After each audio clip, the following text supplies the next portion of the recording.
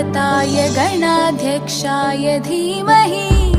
गुणशरीराय गुणमण्डिताय गुणेशानाय धीमहि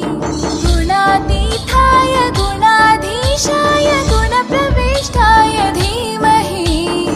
एकदन्ताय वक्रतुण्डाय गौरीतनयाय धीमहि गजेशानाय भालचन्द्राय श्रीगणेशाय धीमहि